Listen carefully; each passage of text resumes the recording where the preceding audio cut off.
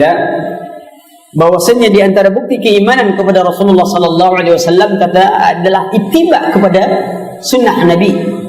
Di samping itu juga kita dituntut untuk mengagungkan sunnah dengan pengagungan.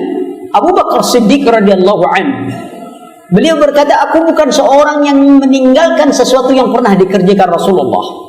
Ada pengagungan, berusaha kita ingin mengagungkan sunnah Nabi sallallahu alaihi wasallam. Ya,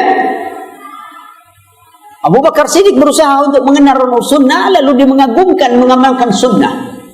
Kemudian juga termasuk dalam keimanan itu mendahulukan perkataan Nabi dari perkataan yang lain. Saya contohkan sajalah, suatu ketika, ya, Rasulullah sallallahu alaihi wasallam bersabda tentang apa?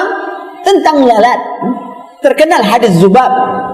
Rasulullah katakan, apabila minumanmu dimasuki oleh lalat, celupkan dia, buang lalatnya, dan minuman boleh diminum.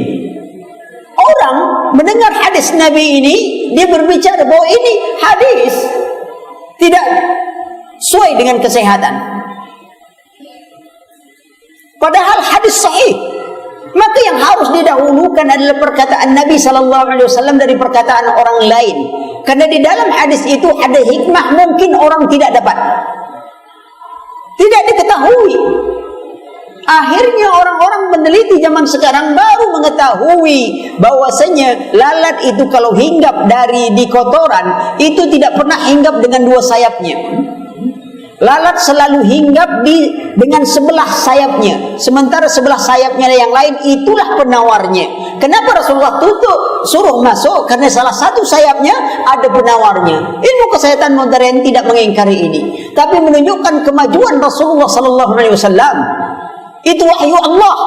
Sama ketika seorang Jerman, saya lupa itu Yahudi Jerman atau apa, mendapatkan hadiah Nobel atas dasar penelitian dia asal kehidupan manusia.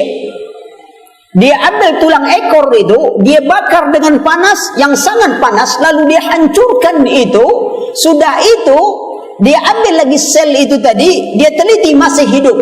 Lalu dia mengatakan bahwa asal kehidupan manusia itu adalah dari tulang ekor. Rasulullah sudah menyebutkan jauh sebelum itu, semuanya akan hancur kecuali tulang ekor, dari itu akan dibangkitkan. Lihat, mereka belum mempelajarinya, langsung menolak hadis Nabi sallallahu alaihi wasallam.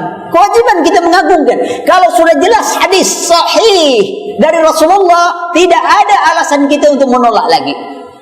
Karena wahyu, dan wahyu dari wahyu Allah adalah kebenarannya pasti. Sedangkan teori-teori manusia kebenaran yang nisbi. Kemudian perhatikan juga tentang membenarkan berita-berita yang disampaikan oleh Nabi sallallahu alaihi wasallam, sebagaimana berita tentang munculnya Imam Mahdi, keluarnya Ad-Dajjal, turunnya Nabi Isa alaihissalam, keluarnya Ya'jud dan Ma'jud, ya. Ini merupakan isyarat tentang hari kiamat. Antum silakan baca buku yang ditulis oleh Yusuf Wabil MA, itu menerangkan tentang Asyratu Sa'ah. Buku ini sudah diterjemahkan dalam beberapa versi judul. Jadi kalau antum beli buku, lihat judul aslinya. Kadang-kadang judul aslinya sama. Yang satu tanda-tanda hari kiamat, satu ensiklopedi hari kiamat, pengarangnya sama, itunya sama. Kalau antum tidak pernah lihat, antum beli buku, oh hari kiamat semua, yang nulisnya itu juga semuanya. Lihat, kadang terjemahan lain pula judul dia buat. Silakan, tanda-tanda hari kiamat banyak disebutkan oleh Rasulullah sallallahu alaihi wasallam. Tidak akan terjadi hari kiamat kecuali musik dihalalkan orang. Khamar juga diminum, diberi nama bukan dengan nama khamar. Itu tanda-tanda hari kiamat. Wanita berpakaian tapi telanjang. Banyak terjadi pembunuhan, banyak terjadi gempa bumi, banyak terjadi tanah longsor. Itu tanda-tanda hari kiamat. Tak perlu ada dukun yang bercerita. Kenapa kita kalau sudah dukun berbicara paranormal berbicara ada hari kiamat, baru kita yakin. Tahun 2013 akan ada hari kiamat. Katanya, rupanya tukang ramal kiamat duluan. Apa? Dulu tahun 1999, jam 9 lewat 9 bulan 9 akan terjadi hari kiamat. Bayangkan antum, sampai satu daerah Dia berpuasa pada hari itu. Dia ingin mati pas hari kiamat itu dia dalam keadaan berpuasa. Bayangkan antum. Cerita ramalan seperti itu. Allah sudah sebutkan dia tidak yakin.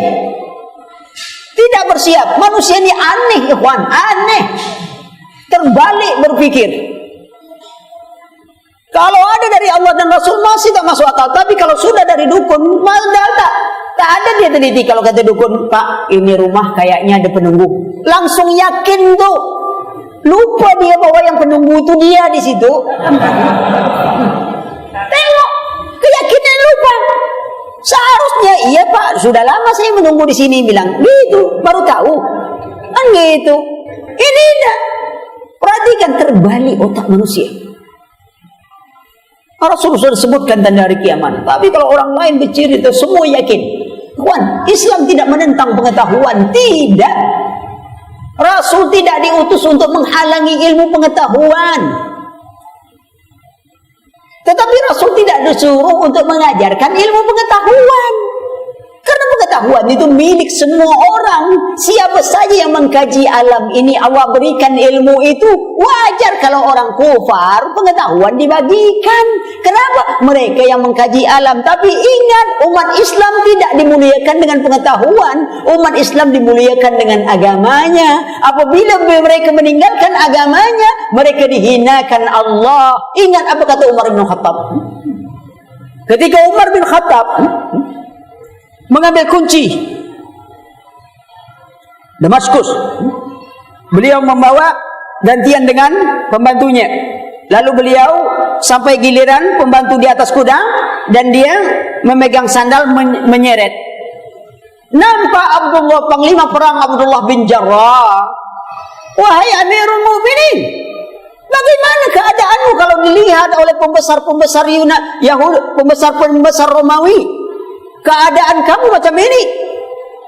Di bawah megang sandal, basah lagi. Bagaimana? Apa kata Umar bin Khattab yang terkenal, yang ucapannya, nahnu qaumun a'azzanallahu bil Islam wa man yabtaghi 'izzata bighairi Islam azallallah. Kita kaum yang dimuliakan oleh Islam. Siapa yang mencari kemuliaan bukan dengan mengamalkan Islam, azallallah, Allah hinakan mereka. Pantas hari ini